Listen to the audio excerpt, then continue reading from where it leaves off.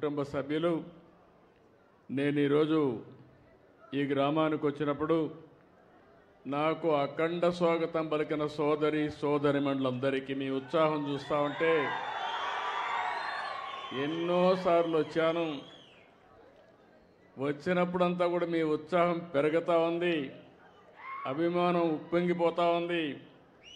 అది చూసినప్పుడు నాకు అనిపిస్తుంది, నేను ఎన్ని జన్మలెత్తి మీకు సేవ చేసినా మీ రుణం తీర్చుకోలేను, అంత అభిమానం చూపిస్తున్నారు. అదే సమయంలో మనం మాట్లాడుకునే మునుపు ఈరోజు మీరు చూస్తే దేశం మొత్తం యుద్ధ వాతావరణంలో ఉంది. ఏదైతే మన వాళ్ళ మీద ఎవరైతే టెర్రరిస్టులు ఉన్నారో వాళ్ళు వచ్చి దాడులు చేయడం, దానిపైన దేశమంతా కూడా ఎక్కడికక్కడ చలించిపోవడం, అది చూసిన తర్వాత ఇప్పుడే కాదు ఎప్పుడూ మన దేశం టెర్రరిజానికి వ్యతిరేకం. ప్రజాస్వామ్యంలో టెర్రరిస్టులకు ఎక్కడా అవకాశమే లేదు. అలాంటిది మన దేశంలో ఎవరైతే మీరు చూస్తే దేశంలో చాలామంది వివిధ ప్రాంతాలకు చెందిన వ్యక్తులు కాశ్మీర్కి వెళ్ళడం, అతి దారుణంగా అతి కిరాతకంగా ఆడబిడ్డల ముందర పిల్లల ముందర మగవాళ్ళని ఇష్టానుసారంగా చంపేశారు. అది చూసినప్పుడు చాలా బాధేస్తుంది. అలాంటి సంఘటన జరిగిన తర్వాత ప్రధానమంత్రి గారు ఎప్పుడూ చెప్పారు, తీవ్రవాదానికి ప్రపంచంలో చోటు లేదని చెప్పి దీనిపైన చర్య తీసుకోవాలని సింధూర్ అనే కార్యక్రమం పెట్టి టెర్రరిస్టులను హతం చేసిన దేశం, హతం చేసిన ప్రభుత్వం కేంద్రంలో ఉండే ఎన్డీఏ ప్రభుత్వం అని చెప్పి కూడా నేను మీకు తెలియజేస్తున్నాను. అలాంటి చేసినప్పుడు ఎక్కడికక్కడ వాళ్ళు కరెక్ట్ చేసుకోవాల్సింది పోయి మళ్ళీ ఏదైతే ఈరోజు పక్కనుండే పాకిస్తాన్ అయితే మళ్ళీ మన మీద దాడులు చేస్తూ కవ్వింపు చర్యలు చేస్తున్నారు. అయితే మన దేశంలో ఒకటే చెప్తున్నా, మొన్న కూడా నేను చూశాను, అమరావతి చివరి మీటింగ్ ఆ రోజు ప్రధానమంత్రి గారు వచ్చింది. అమరావతిలో కొన్ని లక్షల మంది సమక్షంలో నేను ఒకటే చెప్పాను, ఈ దేశాన్ని రక్షించే శక్తి ప్రధానమంత్రికి ఉంది, ఎవ్వరూ ఏమీ చెయ్యలేరని మేము ఆ రోజు చెప్పాం. అది చేసి చూపిస్తారని మరొక్కసారి మీ అందరికీ విజ్ఞప్తి చేస్తున్నా. అయితే ఒక్కొక్కసారి బాధ కలుగుతుంది. ఇలాంటి జరుగుతూ ఉంటే ఈ జిల్లాలో చాలా గ్రామాల్లో చాలామంది దేశభక్తితో డిఫెన్స్కి వెళ్తున్నారు. మేము కూడా దేశాన్ని కాపాడాలి, నా వంతు బాధ్యతగా నేను కూడా దేశ సేవ చేయాలని చాలామంది ముందుకొచ్చి యువకులైతే ఈ యొక్క రక్షణ శాఖలో చేరుతున్నారు. అందులో చేరిన వ్యక్తుల్లో మన తెలుగు బిడ్డ మురళీ నాయక్ ఈ జిల్లా వాసి. ఆ మురళీ నాయక్ ప్రాణాలు కోల్పోవడం చాలా బాధేస్తుంది. ఈరోజు మీరు చూసినప్పుడు జమ్మూ కాశ్మీర్ సరిహద్దుల్లో పాకిస్తాన్ జరిపిన కాల్పుల్లో మన ఉమ్మడి జిల్లాకు సంబంధించిన వ్యక్తి నిన్న చనిపోయారు. గోరంట్ల మండలం కల్లి తండాకు చెందినటువంటి మురళీ నాయక్ వీర మరణం, దేశం కోసం చనిపోయారు. బాధేస్తుంది. వాళ్ళ తల్లిదండ్రులతో ఇప్పుడే నేను మాట్లాడాను. తల్లి వచ్చి జ్యోతిబాయ్, తండ్రి వచ్చి రామ్ నాయక్. వారికి నా ప్రగాఢ సానుభూతి తెలియజేస్తున్నా. ఈ రాష్ట్రం, ప్రభుత్వం, సమాజం మీకు అండగా ఉంటామని ఈ సభా సమావేశంలో హామీ ఇస్తున్నానని చెప్పి కూడా నేను మీకు తెలియజేసుకుంటున్నాను. 2 సంవత్సరాలు ఆర్మీలో ఉన్నాడు, ఎనలేని సేవలు అందించాడు. మనం అందరం ఒక విషయం గుర్తుపెట్టుకోవాలి, ఈరోజు ఎవరైతే సైనికులు ఉన్నారో వారు బార్డర్లో ఉండి అనునిత్యం మన కోసం నిద్రాహారాలు మాని దేశ రక్షణ చేస్తున్నారు కాబట్టి మనం హాయిగా నిద్రపోగలుగుతున్నాం. అలాంటి ఈరోజు మనం చూస్తూ ఉంటే కొన్ని దేశాలు ప్రజాస్వామ్యంలో ప్రపంచంలో ఎక్కడ కూడా హింసకు తావు లేదు. అందరూ కూడా ప్రగతిలో పోటీ పడవలసిన అవసరం ఉంది. దేశాన్ని అభివృద్ధి చేసుకుని ప్రజలకు మెరుగైన జీవన ప్రమాణాలు అందజేయాల్సిన విషయం ఉండాలి. కానీ ఎక్కడికక్కడ కవ్వింపు చర్యలు చేయడం, లేనిపోని సమస్యలు క్రియేట్ చేయడం చాలా బాధేస్తుంది. అయితే ఇలాంటి జరిగినప్పుడు మనం అందరం కూడా అండగా ఉండాలి. దేశభక్తితో ముందుకు పోవాల్సిన అవసరం ఉంది. మన రాష్ట్రంలో ఉండే అన్ని ప్రాంతాలు కూడా అప్రమత్తంగా ఉండాలి. దేశం చేసే పోరాటానికి ప్రతి ఒక్క వ్యక్తి సంఘీభావాన్ని తెలియజేయాలి. అండగా ఉంటామని నినదించి చెప్పాల్సిన అవసరం ఉందని చెప్పి కూడా నేను మీకు తెలియజేస్తున్నాను. అందుకే ఇప్పుడే కేశవ్ గారు అన్నట్టు భారత్ మాతాకి అంటే గట్టిగా జై అని మనమందరం నినదించడమే కాకుండా అండగా ఉండాలని చెప్పి మరొకసారి కోరుతున్నా. భారత్ మాతాకి, భారత్ మాతాకి, భారత్ మాతాకి. అదే సమయంలో ఎవరైతే చనిపోయారో, వీరమరణం పొందారో వారి కోసం 2 నిమిషాలు మురళీ నాయక్ ఆత్మకు శాంతి కలగాలని కుటుంబ సభ్యులకు ప్రగాఢ సానుభూతి తెలియజేసుకుంటూ 2 నిమిషాలు మౌనం పాటిద్దాం.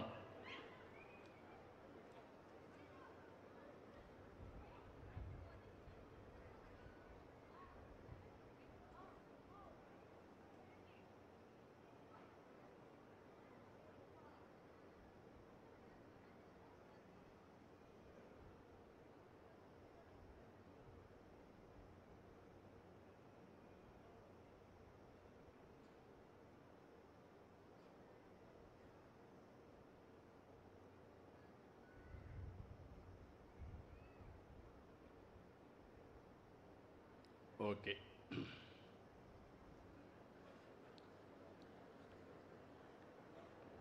ఇప్పుడే కేశవ్ గారు ఒక విషయం చెప్పారు. ఓసారి జీవితంలో కొన్ని అవకాశాలు వస్తూ ఉంటాయి.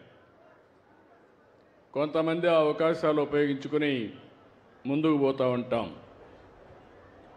1996లో మార్చి 11వ తారీఖున నేనొచ్చి హంద్రీ నేవాక్ ఫౌండేషన్ ఉరవకొండ నియోజకవర్గంలో వేశాను. ఇది ఒక చరిత్ర అని చెప్పి కూడా నేను మీకు తెలియజేస్తున్నా. ఎగ్జాక్ట్గా దగ్గర 29 సంవత్సరాలు. అయితే ఈ యొక్క ప్రాజెక్ట్ను ఒక్కసారి మనందరం ఆలోచిస్తే, మనందరి ప్రియతమ నాయకుడు ఎన్టీ రామారావు గారి కళ. ఆ రోజు మీరు చూస్తే రాయలసీమకు నీళ్లు లేవు, రాయలసీమ ఎడారిగా మారిపోతుందని అందరూ కూడా చేతులెత్తేసిన పరిస్థితి. అలాంటి పరిస్థితిలో ఒక నమ్మకాన్ని కల్పించిన ఏకైక వ్యక్తి నందమూరి తారక రామారావు గారని చెప్పి నేను మీకు తెలియజేస్తున్నా. ఆ రోజు బచావత్ అవార్డు ఉండేది. ఇక్కడుండే వాళ్ళకు చాలామందికి తెలియకపోవచ్చు. కృష్ణా జలాలు ఆ బచావత్ అవార్డు ప్రకారం నేరుగా అలొకేషన్ ఎక్కడుంటే అక్కడే ఇచ్చేవాళ్ళు. ఆ రోజు ఎన్టీ రామారావు గారు క్షుణ్ణంగా పరిశీలించి మిగులు జలాలు వాడుకునే శక్తి అవకాశం ఆంధ్రప్రదేశ్కు ఉందని నిర్ణయించి అందులో భాగంగానే అంద్రి నీవా, నగిరి గాలేరు, తెలుగు గంగా ఇలాంటి ప్రాజెక్టులు తీసుకొచ్చి రాయలసీమ దశ దిశ మార్చడానికి రూపకల్పన చేసిన ఏకైక నాయకుడు నందమూరి తారక రామారావు గారు. ఆ తర్వాత నేను ముఖ్యమంత్రి అయిన తర్వాత నేను ఆలోచించాను. నేను చాలా విషయాలు ఈ జిల్లాలో చూశాను. 45 సంవత్సరాల సుదీర్ఘ రాజకీయ జీవితంలో ఈరోజు మీరు చూస్తే ఈ జిల్లాలో రాయదుర్గం, ఎడారిగా మారిపోయే పరిస్థితికి వచ్చింది. దానిపైన నేను ఆలోచించి మళ్ళీ ఎడారిగా మారకుండా ఉండడానికి ఏమేం చేయాలనో అలాంటి కార్యక్రమాలు చేపట్టాం. నేను జిల్లాకు వస్తే మీ అభిమానం చూసేవాడిని. ప్రత్యేకమైన సౌండ్, ఈ సౌండ్ ఎక్కడా రాదు. మీ అభిమానం అయితే ఈలలేస్తూ నేను ఎక్కడున్నా కిలోమీటర్లు పరిగెత్తు జిందాబాదులు కొడుతూ ప్రత్యేకమైన మ్యూజిక్ కూడా క్రియేట్ చేసే జిల్లా అనంతపూర్ జిల్లా అని చెప్పి నేను మీకు తెలియజేస్తున్నా. అది చూసిన తర్వాత రోజు రోజుకు నాకు పట్టుదల పెరిగింది. ఈ జిల్లా రూపురేఖలు మార్చాలని చెప్పి ఆలోచించాను. అందులోనే మీరు ఒక్కసారి గుర్తు చేసుకోండి, ఒక్క వేరుశెనగ పంటే వేసేవాళ్ళం ఈ జిల్లాలో. ఆ వేరుశెనగ పంటేస్తే 10 ఏళ్ళలో 2 ఏళ్లే పంట వచ్చేది, 8 ఏళ్ళు పంట వచ్చేది కాదు.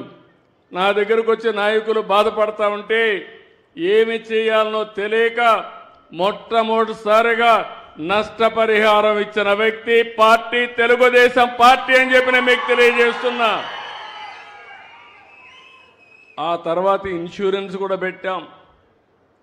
ఒకసారి నా బాగా జ్ఞాపకం, కరువు వచ్చింది, నీళ్లు లేవు, మనుషులకు నీళ్లు లేవు, పశువులకు నీళ్లు లేవు.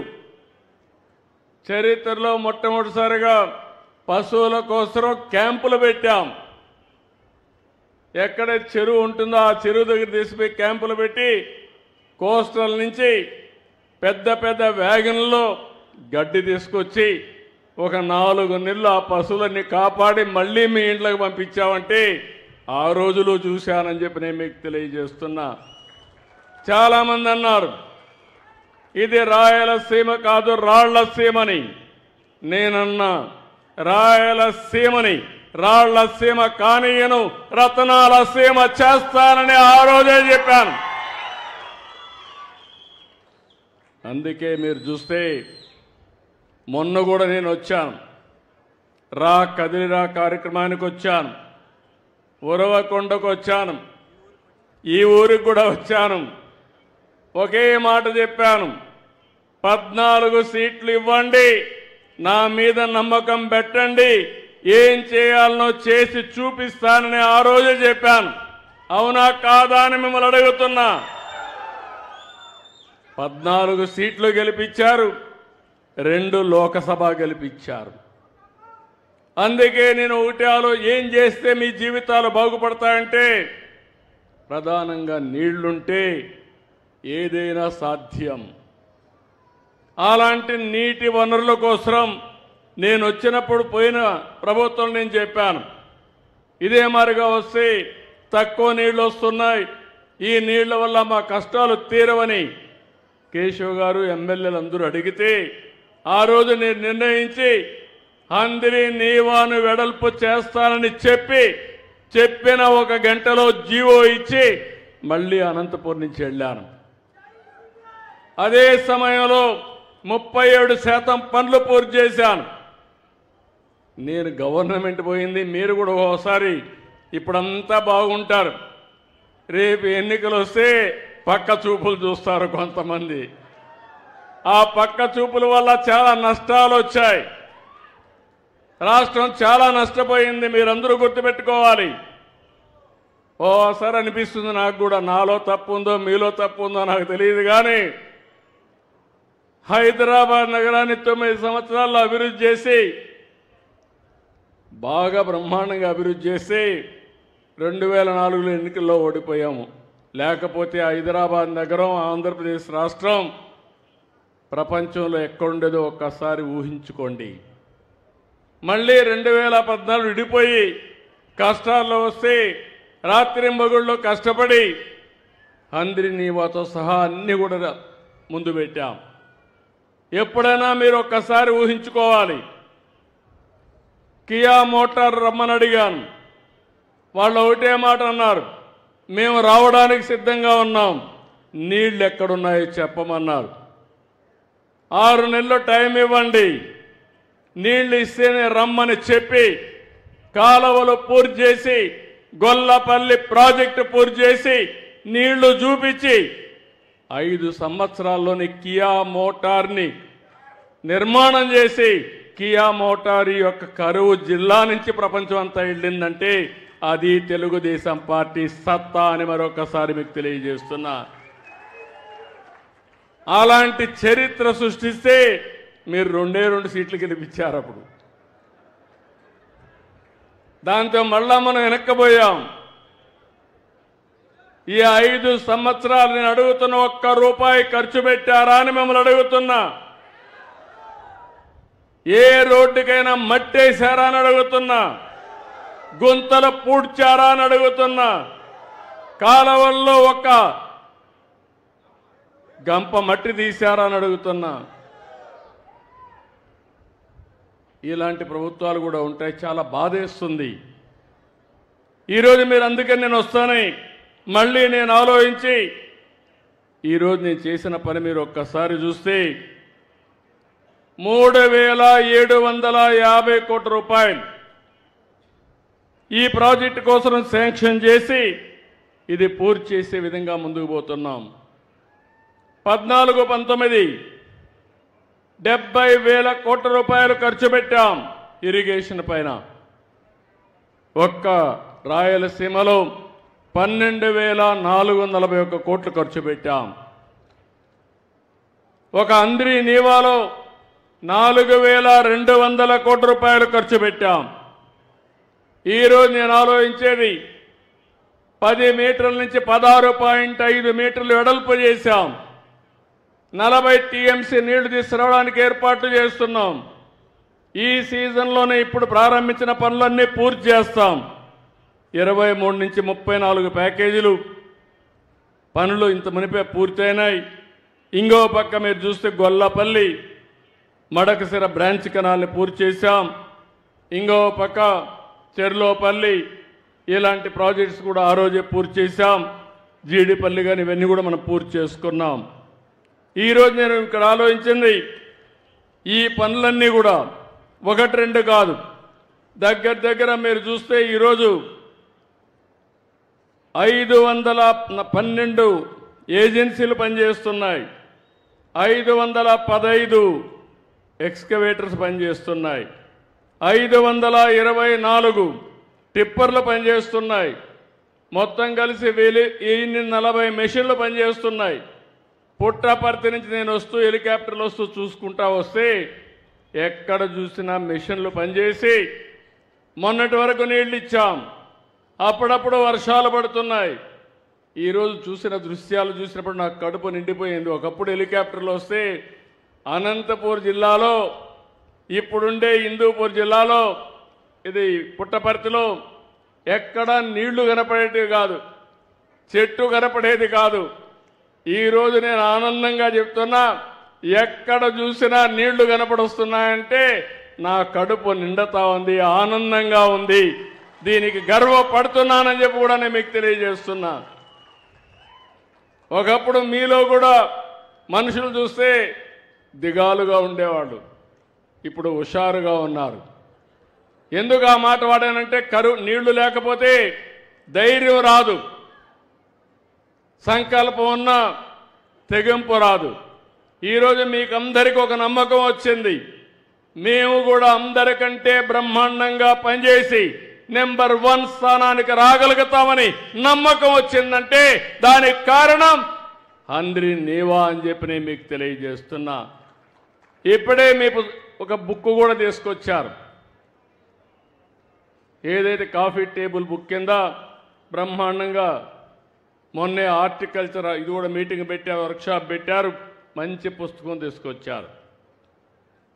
నిన్న మొన్న నేను చెప్పాను, ఒకప్పుడు కోనసీమ అందాల సీమ, సినిమాలు కూడా అక్కడ తీసేవాళ్ళు. అలాంటి కోనసీమ మీకంటే వెనకబడింది. ఇప్పుడు నీళ్లున్నాయి కానీ అవకాశాలు తక్కువ ఉన్నాయి. మొన్నటి వరకు నీళ్లు లేవు, ఇప్పుడు నీళ్లు వచ్చాయి, అవకాశాలు పెరిగాయి. దీనివల్ల మీరు 13వ స్థానానికి వచ్చారు. ఇప్పుడే మీ మంత్రుల్ని, మీ ఎమ్మెల్యేలని కలెక్టర్కి ఆదేశాలు ఇస్తున్నా. 13 ఆమోదయోగ్యం కాదు. రాష్ట్రంలో టాప్ 3లో అనంతపూర్ జిల్లా ఉండాలి. దీనికి ప్రణాళికలు తయారు చేసుకోవాలి. దీనికి మీకు ఏం కావాలో హెల్ప్ చేయడానికి మేము సిద్ధంగా ఉంటామని చెప్పి కూడా నేను మీకు తెలియజేస్తున్నా. ఈరోజు మీరు ఒక్కసారి చూసినప్పుడు మొత్తం శ్రీశైలం రిజర్వాయర్ నుంచి కుప్పం వరకు 773 కిలోమీటర్లు లెంగ్త్ ఉంది ఈ కెనాల్. ఏషియాలోనే అతిపెద్ద పొడవైనటువంటి నది హంద్రి నీవా అని చెప్పి కూడా నేను మీకు తెలియజేస్తున్నా. ఇప్పుడే కేశవ్ ఒక మాట చెప్పారు. ఎందుకంటే ఓసారి ఈ సంవత్సరం వర్షాలు బాగా పడ్డాయి. డిపార్ట్మెంట్ వాటర్ మేనేజ్మెంట్ సఫిషియెంట్గా ఎఫెక్టివ్గా చేశాం. రాయలసీమలో ఉండే అన్ని రిజర్వాయర్లకి అన్ని చెరువులకు నీళ్లు తీసుకొచ్చాం. ఇప్పుడే నేను ఒక మాట అడిగాను, అనంతపూర్ జిల్లాలో ఎన్ని చెరువులు ఉన్నాయి, ఎన్ని చెరువులకు నీళ్ళు ఇస్తున్నాం, అవసరమై చిన్న చిన్న లిఫ్ట్లు పెట్టి అన్ని చెరువులకు నీళ్లు ఇచ్చే బాధ్యత ఈ ప్రభుత్వం తీసుకుంటామని మరొక్కసారి మీ అందరికీ హామీ ఇస్తున్నా. ఈ జిల్లాలో వచ్చే వర్షాన్ని, ఆ వర్షపు నీటిని నేను ఒకప్పుడు భూగర్భ జలాలుగా మార్చాలని 10 లక్షల ఏదైతే వర్షపు నీరుని మార్చడం కోసం ఫామ్ పాండ్స్ తయారు చేశాం. 10 లక్షలు దువ్వాం. ఇప్పుడు చాలా వరకు మీరు పూర్తి చేశారు. అక్కడక్కడ కనపడుస్తున్న అడవుల్లో దువ్వినటువంటి కంటూర్ ట్రెంచెస్ మాత్రం కొన్ని కనపడుస్తున్నాయి. అనేక ప్రయత్నాలు చేశాం. భూగర్భ జలాలు పెంచడానికి, రిజర్వాయర్లో నీళ్లు పెంచడానికి అనేక ప్రయత్నాలు చేశాం. కానీ ఇప్పుడు ఇంకొక కొత్త ప్రయత్నం మీరు చూస్తే హంద్రి నీవా పూర్తి చేస్తున్నాయి. తెలుగు గంగా లేకపోతే మిగిలిన గాలేరు నగిరి అన్ని పూర్తి చేస్తున్నాయి. పోలవరం టు బనకచెర్ల గోదావరి నదిలో ఎక్కువ నీళ్లు వస్తాయి. సముద్రంలోకి ఆవరేజ్న 100 సంవత్సరాల్లో 2000 టీఎంసీ నీళ్లు సముద్రంలోకి పోతున్నాయి. అందులో ఒక 300 టీఎంసీ నీళ్లు మనం తెచ్చుకోగలిగితే రాష్ట్రం మొత్తం సస్యశ్యామలం అయిపోతుంది. ప్రతి ఎకరాకు నీళ్లు ఇచ్చే అవకాశం వస్తుంది. ప్రతి ఎకరాకు నీళ్లు ఇస్తే రైతులు బంగారు పండిస్తారు. బంగారు పండించడమే కాదు, దీనివల్ల రాష్ట్ర ముఖ చిత్రమే మారిపోతుంది. అలాంటి కార్యక్రమానికి శ్రీకారం చుడుతున్నాం. ఇది 398 కిలోమీటర్లు. ఇప్పుడే ప్రాథమిక అంచనాలు 81,000 కోట్లు కావాలి. కానీ కొంతమంది అయితే ఇది సాధ్యమా అనుకుంటున్నారు. నేను కూడా అసాధ్యం అనుకుంటే చేసేవాడిని కాదు. కానీ ఏదైనా సరే ఒక సంకల్పం ఉంటే అది దారి చూపిస్తుంది. ఆ సంకల్పంతో ముందుకు పోతున్నా. నేను కానీ పోలవరం నుంచి బనకచెర్ల వరకు నీళ్లు తేగలిగితే నా జీవితం సార్థకత అవుతుందని చెప్పి నేను మీకు తెలియజేస్తున్నా. దీన్ని మాత్రం వదిలిపెట్టే పరిస్థితి ఉండదు. అలాంటివి మనం చేయడం కోసం మనం ముందుకు పోతున్నాం.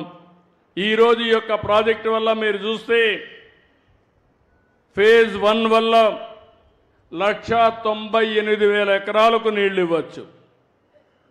కర్నూలు జిల్లాలో ఒక 77,000 ఎకరాలు, అనంతపూర్లో ఒక 1,18,000 ఎకరాలు, అదే మరి నంద్యాలలో ఒక 3,000 ఎకరాలు.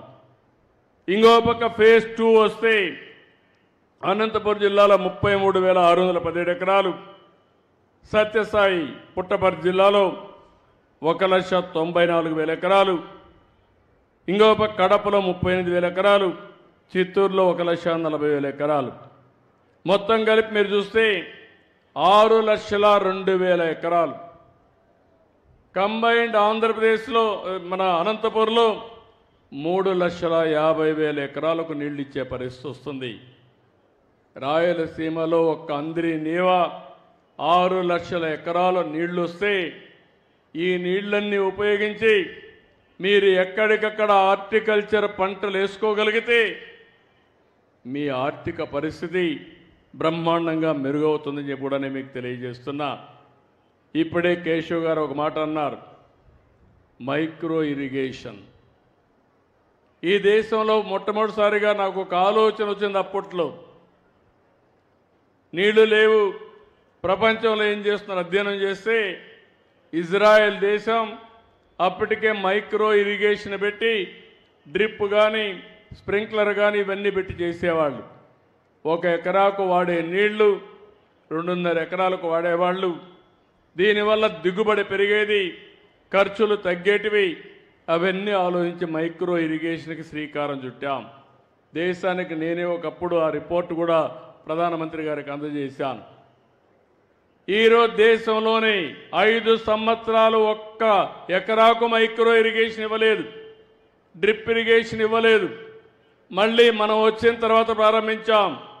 రాయలసీమ కరువు ప్రాంతం, అందుకని 90% డ్రిప్ ఇరిగేషన్కు సబ్సిడీ ఇచ్చే ఏకైక ప్రభుత్వం భారతదేశంలో ఆంధ్రప్రదేశ్ ప్రభుత్వం, ఎన్డీఏ ప్రభుత్వం. పర్వాలేదు, నేను ఎంతైనా ఇస్తానని చెప్పాను. ఇరిగేషన్ కోట్ల రూపాయలు ఖర్చు పెడుతున్నాం. దానికి సమాంతరంగా మైక్రో ఇరిగేషన్ ఖర్చు పెడితే సమర్థత పెరుగుతుంది, నీటి ఎద్దడి తగ్గుతుంది, సంపద సృష్టించుకుంటూ ముందుకు పోవచ్చు అని చెప్పి కూడా నేను మీకు తెలియజేస్తున్నా. దీనికి కూడా ప్రాధాన్యత ఇస్తాం. నేను ఒకటే మీ అందరికి కోరుతున్నా, అనంతపూర్ జిల్లా ఎప్పుడు కూడా తెలుగుదేశం పార్టీని బలపరిచారు, ఇప్పుడు ఎన్డీఏని బలపరుస్తున్నారు. మీరు చూపించిన అభిమానాన్ని మరిచిపోలేం.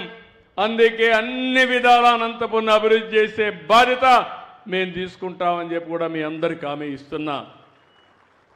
ఈరోజు నా విధానం మీరు చూస్తే ఎన్నికల కంటే ముందు కూడా చెప్పాను. సంక్షేమం, అభివృద్ధి, అదే మరిగా సంపద సృష్టించి మళ్ళీ ఆదాయాన్ని పెంచుకుంటూ సంక్షేమాన్ని అభివృద్ధిని బ్యాలెన్స్ చేయాలి. 11 నెలలు అయింది, ఇంకొక నెలలో 1 సంవత్సరం అవుతుంది. దేశంలో ఎక్కడా చేయనన్ని సంక్షేమ కార్యక్రమాలు చేశాం.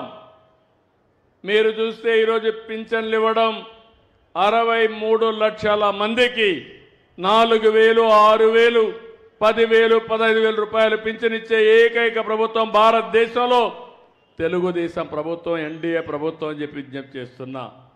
ఎక్కడ ఎవరు ఇవ్వడం లేదు. 33,000 కోట్ల రూపాయలు ఖర్చు పెడుతున్నాం. 2,800 కోట్ల రూపాయలు నెలకు. 1వ తారీఖున పేదల సేవలో మీ ఇంటికొచ్చి మీకు హ్యాండ్ ఓవర్ చేసే పరిస్థితికి వచ్చాం. దీపం నేనే పెట్టాను, వంట గ్యాస్ ఇచ్చాం.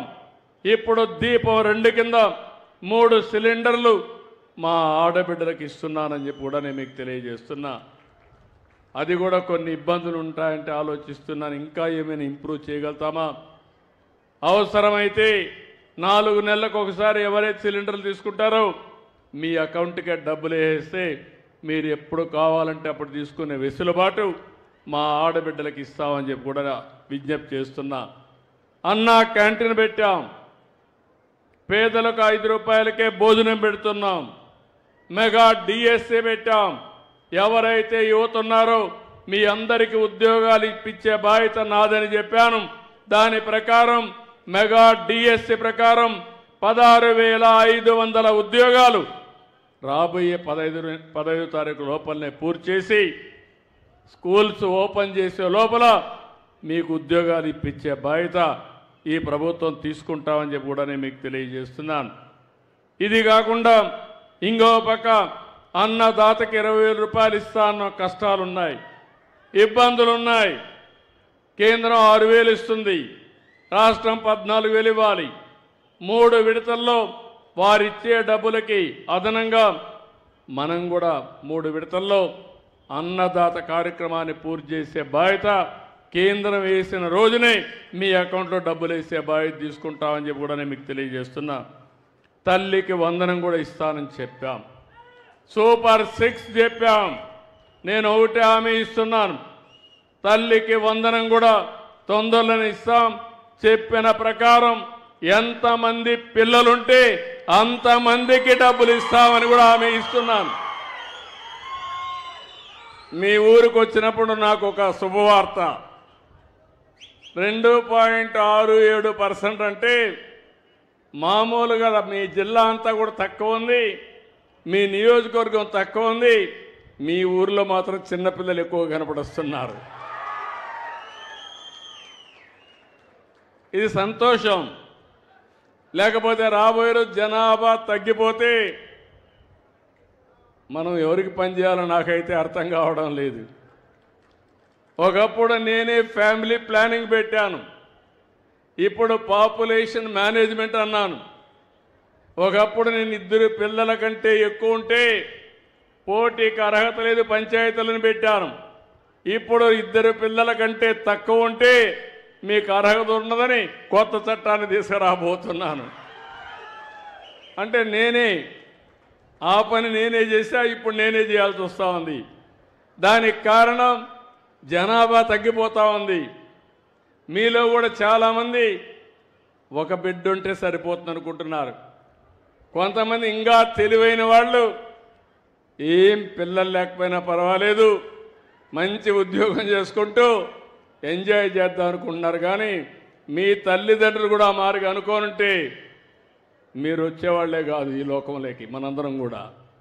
అందుకని నేను ఇప్పుడు జనాభా పాపులేషన్ మేనేజ్మెంట్ మీద దృష్టి పెట్టాను. ఎంతమంది పిల్లలుంటే అన్ని వస్తువులు కల్పిస్తాం, పెద్ద కుటుంబం ఉంటే ఆ కుటుంబాన్ని ఆదరిస్తాం, ఇంకా కొన్ని ఇన్సెంటివ్స్ ఇస్తాం, ఆర్థికంగా ఆదుకుంటామని చెప్పి మరొక్కసారి మీ అందరికీ హామీ ఇస్తున్నా. ఇలాంటి కార్యక్రమాలు చేసి ఈరోజు మనం ముందుకు పోతేనే మీరు చూశారు, రోడ్లన్నీ ఒకప్పుడు ఎక్కడ చూసినా గుంతలు. ఈరోజు రోడ్లు బాగున్నాయా లేదా అని మిమ్మల్ని అడుగుతున్నా. బాగున్నాయంటే చేలు పైకెత్తండి. ఇంకా ఈ రోడ్లు బాగుండాలి, అవునా కాదా? అందుకే భవిష్యత్తులో ఆలోచిస్తున్నాను. ఏ రోడ్డు కూడా గుంత పడకుండా, పాఠం లేకుండా మనం ట్రావెల్ చేసే పరిస్థితి రావాలని చెప్పి కోరుకుంటున్నా. దీనికి కూడా ఏమేం చేయాలో ఆలోచిస్తున్నాను. ఇప్పుడైతే గుంతలన్నీ పూడ్చాం, భవిష్యత్తులో మెయింటైన్ చేయాలి, పక్కాగా ఉండాలి. రాను రాను ఆర్థిక వ్యవస్థ మెరుగవుతుంది. అలాంటి సమయంలో మనకు రావాల్సిన నాగరిక ప్రపంచంలో రోడ్లు కూడా బాగుండాలని చెప్పి కూడా నేను మిమ్మల్ని కోరుకుంటున్నా. ఈరోజు ఇంకొక పక్కన మీరు ఒకసారి చూస్తే, నేను ఒక ప్రాంతానికో లేకుంటే కొన్ని గ్రామాలకు కాకుండా అభివృద్ధి వికేంద్రీకరణ కోసం ఆలోచిస్తున్నాను. మీరు ఎప్పుడూ ఊహించుండరు. మీ సెక్రటరీ, పంచాయతీ సచివాలయం సెక్రటరీ మాట్లాడాడు, ఆయన తలసరి ఆదాయం మాట్లాడాడు. ఒకప్పుడు మా సెక్రటరీస్కి అర్థమయ్యేది కాదు, తలసరి ఆదాయం అంటే ఏంటో వాళ్ళకే అర్థమయ్యేది కాదు. ఈరోజు కలెక్టర్స్కి అర్థమయ్యేది కాదు. నా ఉద్దేశం ఒకటే, సంపద సృష్టించబడాలి, ఆదాయం పెరగాలి.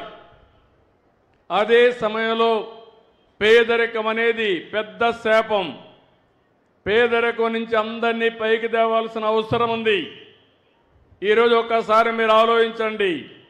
ఈ ఊరుంది, ఈ ఊరిలో కొంతమందికి భూములు ఉన్నాయి, కొంతమందికి చేతి వృత్తులే ఆధారంగా బతుకుతున్నారు, కొంతమందికి కూలి పని తప్ప వేరే పని లేకుండా కూలి పని ఉంటే కూలి పని చేస్తారు, లేకుంటే పస్తులుండే పరిస్థితి వస్తూ ఉంది.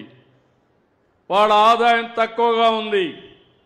అంటే ఎన్నో సంవత్సరాలుగా పనిచేశాం, ఇన్ని సంవత్సరాలుగా పనిచేసినా ఇంకా పేదవాడుగా ఉన్నాడు. డబ్బులుండే వాళ్ళు మాత్రం ముందుకు పోగలుగుతున్నారు. ఇంకొక విషయం కూడా మీరు గుర్తుపెట్టుకోవాలి. ఆర్థిక సంస్కరణలు వచ్చాయి, రోడ్లు వేసాం, కరెంట్ వచ్చింది. ఈరోజు ఇక్కడ చూస్తే విండ్ మిల్స్ వచ్చాయి, గాలిమరలు వచ్చాయి. ఇక్కడ కరెంటు కూడా తయారు చేసి దేశమంతా పంపిస్తున్నాం. దీనివల్ల చాలామంది డబ్బులు సంపాదిస్తున్నారు. మనకు వస్తువులు వచ్చాయి, వాళ్ళకు డబ్బులు వచ్చాయి. కానీ ఆర్థిక అసమానతలు పెరుగుతున్నాయి. కొంతమంది జీవన ప్రమాణాలు పెరగడం లేదు.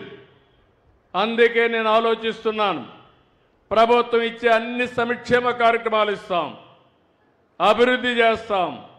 అదే సమయంలో నిరుపేదలుగా ఉండడానికి వీలు లేదు. నిరుపేదలకు అండగా నేనుంటాను. ఎవరైతే ఈ సమాజంలో 10 రూపాయలు సంపాదించారో మీరు కూడా ఆలోచించుకోవాలి.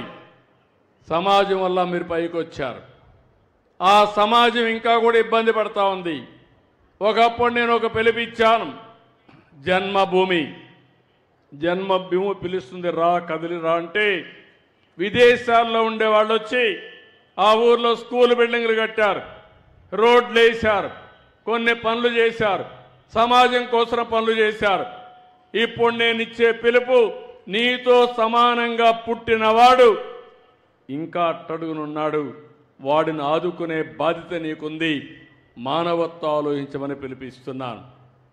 సమాజం నీకు గౌరవం ఇచ్చినప్పుడు, సమాజం వల్ల నువ్వు లాభం పొందినప్పుడు అవకాశాలు అందిపుచ్చుకొని నువ్వు ముందుకు పోయావు. నేను కూడా ఒక సాధారణ కుటుంబంలో పుట్టాను. మా నాన్న కూడా రైతే. ఆ రోజు నాకు కొన్ని అవకాశాలు వచ్చాయి. అవకాశాలు ఉపయోగించుకొని అంచెలుగా ఎదిగి ఒక రాష్ట్ర ముఖ్యమంత్రి కాగలిగాను. ఈరోజు నేను 10 మందికి కాదు, టోటల్ అడ్మినిస్ట్రేషన్ నడిపించే పరిస్థితికి వచ్చాను. ఈరోజు గొప్ప వాళ్ళందరినీ మీరు ఆలోచించండి.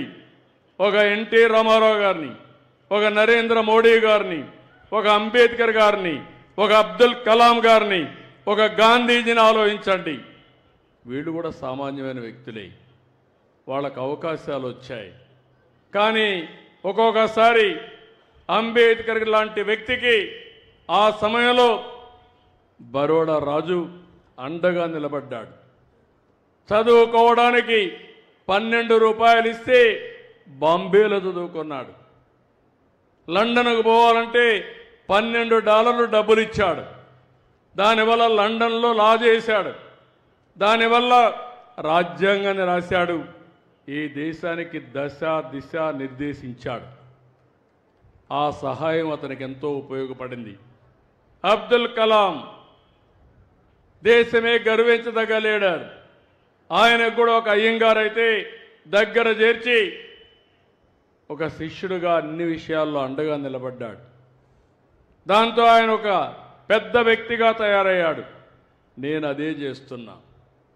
సమాజంలో పైకొచ్చిన 10%, ఇది మీ బాధ్యత.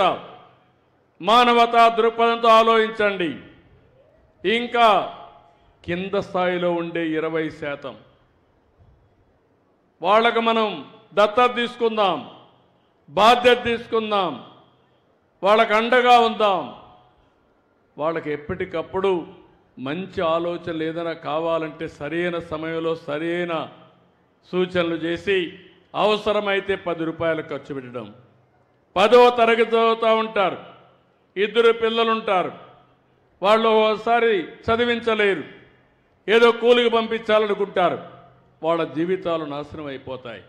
అలాంటి సమయంలో ఆ 2 పిల్లల్ని ఇంటర్మీడియట్ చదివించి డిగ్రీ చేయించి మంచి చదువులు చేపిస్తే వాళ్ళ జీవితాలు మారిపోతాయి. ఒకసారి మంచి ఉద్యోగం వస్తే అక్కడి నుంచి ఆ కుటుంబం మారిపోయే పరిస్థితి వస్తుంది. అందుకే ఈ ప్రయోగం చేశాను. మార్గదర్శి బంగారు కుటుంబాలు. ఈ కుటుంబాలన్నీ కూడా ఇబ్బందులో ఉండే కుటుంబాలే, కానీ వాళ్ళకి చేత కాక కాదు, తెలివితేటలు కాదు, వాళ్ళకు అండ లేక, వాళ్ళని ఆదుకునే నాదుడు తగిన సమయంలో లేక వాళ్ళు ఇబ్బంది పడుతున్నారని చెప్పి కూడా నేను మీకు తెలియజేస్తున్నా. ఇది ఒక గేమ్ చేంజర్గా తయారవుతుంది. నేను ఒకటే ఆలోచిస్తున్నాను, ప్రభుత్వం ఇచ్చే కార్యక్రమాలు ఇస్తున్నాయి. 2029కి జీరో పావర్టీ అంటే పేదరికం లేని సమాజాన్ని తయారు చేయడం నా లక్ష్యంగా ఎంపిక చేసుకున్నాను. ఆ తర్వాత అక్కడితో ఆగదు. ఆర్థిక అసమానత తగ్గిస్తూనే ఉంటాం. పైనుండే 10%, కింద నుండే 20%కి సలహాలు ఇవ్వండి, సహాయం చేయండి, గైడెన్స్ ఇవ్వండి. అండగా నిలబడండి, చేయూతనివ్వండి, వాళ్ళు కూడా పైకి వస్తారని చెప్పి కూడా నేను మీకు తెలియజేస్తున్నా. మొన్న ఉగాది రోజున ఈ కార్యక్రమానికి శ్రీకారం చుట్టాను. చేస్తే బ్రహ్మాండమైన రెస్పాన్స్ వచ్చింది. చాలామంది ముందుకు వచ్చారు. ఇప్పటికి ఇంకా నేను పూర్తిగా దీన్ని చేయలేదు. ఆగస్టు 15కి ఈ కార్యక్రమాన్ని పూర్తిగా 20 లక్షల కుటుంబాల్ని బాధ్యత తీసుకునే మార్గదర్శకుల్ని తీసుకొస్తున్నాను. దీనికి అంతా కూడా టెక్నాలజీ వచ్చింది. ఏ రోజుకు ఆ రోజు ఎవరెవరికి ఏం చేశారో నాకు ఒక ఐడియా వస్తుంది. ప్రతి సంవత్సరం ఈ సంవత్సరం వాళ్ళ యొక్క తలసరి ఆదాయం ఎక్కడుంది, రాబోయే సంవత్సరం తలసరి ఆదాయం ఎట్లా పెరిగింది, వేరే వాళ్ళ ఆదాయం ఎట్లా పెరిగింది, వీళ్ళ ఆదాయం ఎట్లా పెరిగింది, రెండు కూడా అధ్యయనం చేస్తున్నా. ఎవరైతే మార్గదర్శులు బాగా పనిచేస్తారో వాళ్ళని అభినందిస్తా, సన్మానం చేస్తా, గౌరవిస్తా. నేను ఒకటే చెప్తున్నాను, రాష్ట్రంలో ఉండే మార్గదర్శకులు అందరికీ కూడా, డబ్బులుండే వాళ్ళందరికీ కూడా డబ్బులు కావాలి, సంపద సృష్టించాలి, మీ జీవితాలు బాగుండాలి. అదే సమయంలో మీరు కూడా సంపద మీ ఒక్కరికే ఉండాలి. పేదవాడు మాత్రం 3 పూట్ల తిండి తినకూడదని ఆలోచిస్తే అది మీకు కలిసి రాదని చెప్పి నేను మీకు తెలియజేస్తున్నా. ఒక మనిషిగా ఆలోచించండి, మానవత్వంతో ఆలోచించండి. నేను చేసే ఈ పవిత్రమైన కార్యక్రమానికి సహకరించమని, సహకరిస్తారని చెప్పి ఆశిస్తున్నా. అందుకే వాళ్ళందరినీ తీసుకొస్తా.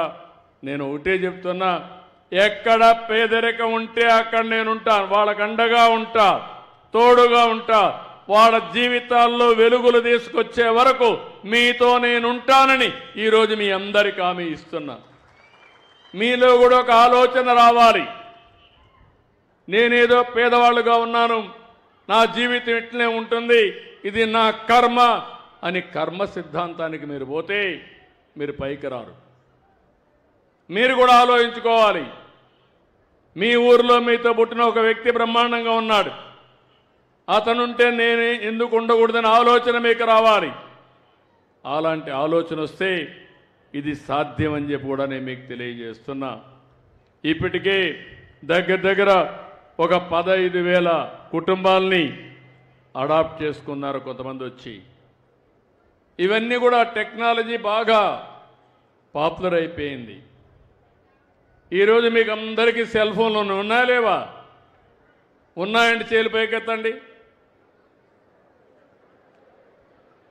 లేని వాళ్ళు ఎవరైనా ఉన్నారా? ఎట్లయిపోయిందంటే ఒకప్పుడు నన్ను సెల్ ఫోన్ల గురించి మాట్లాడితే నన్ను ఎగతాళి చేశారు. ఇప్పుడు ఎట్టుందంటే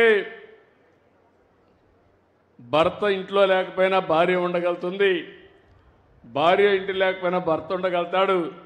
ఇద్దరు కూడా సెల్ ఫోన్ లేకపోతే మాత్రం పొద్దుపోదు. అవునా కాదా? నిద్ర రాదు. నిమిషం సెల్ ఫోన్ చూసుకుంటూనే ఉంటారు. ఇప్పుడు నేను ఇక్కడికి వచ్చాను, మీరు వార్తలు చూసుకుంటూ ఉంటారు, లేకపోతే ఇక్కడి నుంచి మీ ఇంటికి మెసేజ్ పెడతా ఉంటారు, ఇంకా మీటింగ్ అవుతా ఉంది, మీటింగ్ అయినాక వస్తానని.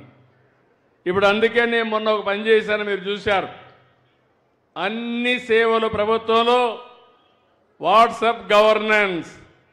మీరు ఎక్కడికి పోక్కర్లేదు, మీ పక్కనే మీ ఎంఆర్ఓ ఆఫీస్ ఉంటుంది, ఎంఆర్ఓ ఆఫీస్కి పోయే పని లేదు. వాట్సాప్లో ఒక మెసేజ్ కొట్టండి, పని మీ దగ్గరికి వస్తుంది. చెయ్యకపోతే రికార్డ్ అవుతుంది. ఎందుకు చెయ్యలేదో భరతం పట్టే బాధ్యత నాదని మీ అందరికీ హామీ ఇస్తున్నా. రేపు రాబోయే రోజుల్లో మీరు వాట్సాప్ కూడా కొట్టేవన్నీ చూడక్కర్లేదు. హాయ్ అని మీకేం కావాలో చెప్తే అదే పని చేపిస్తుంది. ఆర్టిఫిషియల్ ఇంటెలిజెన్స్ కన్వర్ట్ చేసేస్తుంది. ఓసారి కొంతమందికి అవన్నీ పోవాలంటే కష్టం, కానీ చెప్పడం ఈజీ కదా. మీ ఊరి నుంచి బస్సుకు పోవాలి, ప్రయాణం చేయాలి, పలాని ఊరికి పోవాలని ఒక్కసారి హాయ్ అని మెసేజ్ పెడితే ఆటోమేటిక్గా వచ్చేస్తుంది. కరెంట్ ఆఫ్ అయితే హాయ్ అని కరెంట్ ఆఫ్ అయిందని పెడితే మళ్ళా కరెంటు ఎందుకు రాలేదో నాకు రికార్డు వస్తుంది, ఎందుకు పోయిందో వాళ్ళ కథ నేను తెలుసుకుంటా. మీరు అలాంటి వ్యవస్థకు శ్రీకారం చుడుతున్నాను. అదే సమయంలో ఈరోజు మీరందరూ గుర్తుపెట్టుకోవాల్సింది, ఇప్పటి నుంచి టెక్నాలజీని సరిగా వాడుకుందాం. మీరు ఈ విషయం గుర్తుపెట్టుకోండి. ఈరోజు నేను చూశాను కాలువలో డ్రోన్. ఆ డ్రోన్ పంపిస్తే అది పోయి మొత్తం ఎన్ని ప్రొక్లైన్లు పనిచేస్తున్నాయి, ఎంత పని అయింది, మొత్తం డేటా వచ్చేస్తుంది. అంటే అంత మునుపంతా కూడా మెజర్ చేసి అవన్నీ రికార్డ్ చేయాల్సింది ఇప్పుడు ఏమీ అవసరం లేకుండా వచ్చేసే పరిస్థితి వస్తూ ఉంది. ఈరోజు సెటిలైట్ ఉంది. మీ పొలాల్లో ఏ పంట వేశారో, ఎంత దిగుబడి వస్తుందో, మీ భూమి ఏ విధంగా సాయిల్ టెస్టింగ్ చేయాలనో అన్నీ కూడా సెటిలైట్లు చేసే పరిస్థితి వస్తూ ఉంది. ఇలాంటి అనేక విధాలుగా ఈరోజు టెక్నాలజీ కూడా మారుతూ ఉంది. సీసీటీవీ కెమెరాలు వచ్చేసాయి. నేను అందుకే చెప్పా దొంగలందరికీ, ఎవరైనా దొంగతనం చేసి ఎక్కడన్నా ఆడబిడ్డల మీదకి వచ్చి తప్పించుకోవాలంటే కబద్దార్ జాగ్రత్తగా ఉండండి. డ్రోన్స్ ఉన్నాయి, సీసీటీవీ కెమెరాలు ఉన్నాయి, మీ వెంట పడతాయి. ఎక్కడున్నా పట్టుకొచ్చి నడి రోడ్డు మీద నిలబెట్టి పని చేసే బాధ్యత నాదని మరొకసారి మీకు హామీ ఇస్తున్నా. రౌడీలు అనేవాళ్ళు, నేరస్తులు అనేవాళ్ళు నేరాలు చేసి తప్పించుకోలేరు. అది కూడా మీరు గుర్తుపెట్టుకోండి. అలాంటి పగడ్బందీ వ్యవస్థకు శ్రీకారం చుడుతున్నాను. ఈ ఊరిలో వచ్చినప్పుడు నేను ఒకటే ఆలోచిస్తున్నాను. మార్గదర్శి బంగారు కుటుంబం ఆర్థికంగా మిమ్మల్ని పైకి తేవడానికి ప్రభుత్వం చేసే అభివృద్ధి కార్యక్రమాల ద్వారా మీ ఆదాయాన్ని పెంచడానికి యంత్రాంగం పనిచేస్తాం. ఇది అదనంగా ఉంటుంది. ఉదాహరణకి ఈరోజు ఛాయాపురంలో మీరు ఒకసారి చూస్తే ప్రతి ఒక్క వ్యక్తికి ఒక 7 ఐటమ్స్ కంపల్సరీ అనుకుంటున్నాను కుటుంబానికి. ఆ 7 కూడా మీరు చూస్తే ప్రతి ఒక్కరికి ఇంటి జాగా. గ్రామీణ ప్రాంతాల్లో 3 సెంట్లు, పట్టణ ప్రాంతాల్లో 2 సెంట్లు ఇంటి జాగా ఇప్పించే బాధ్యత నాది. ఈరోజు ఈ ఊర్లో చూస్తే అందరికీ ఇంటి జాగా ఉందని పెట్టారు. సంతోషం, మంచి గ్రామం. లేకపోతే ఇమ్మీడియట్గా మళ్ళా కలెక్టరీ చెప్తున్నా, ఇక్కడ గ్రామ సెక్రటరీ కూడా ఉన్నాడు, మీ పంచాయతీ సచివాలయం సెక్రటరీ. ఎవరన్నా లేదని అర్జీ ఇస్తే నీ ఉద్యోగం గోవిందా, గుర్తుపెట్టుకో. అదే సమయంలో ఇండ్లు చూస్తే 458 మందికి ఇండ్లు ఉన్నాయి, 55 మందికి ఇండ్లు లేవు. ఇమ్మీడియట్గా 55 మందికి ఇండ్లు శాంక్షన్ చేస్తున్నానని చెప్పి నేను మీకు తెలియజేస్తున్నా. ఇంకో పక్కన టాయిలెట్లు అయితే, మరుగుదొడ్లు అయితే 458కి మరుగుదొడ్లు ఉన్నాయి. కమ్యూనిటీ ఇన్స్టిట్యూషన్ టాయిలెట్లు కూడా ఒక 5 ఉన్నాయి. 458 మంది ఇండ్లకు కరెంట్ ఉంది. ఇక్కడ మీ అందరినీ ఒకటే కోరుతున్నాం, ఎస్సీస్కు ఉచితంగా కరెంటు, సోలార్ ప్యానెల్స్ పెడతాం, రూఫ్ టాప్ ప్యానెల్స్ పెడతాం.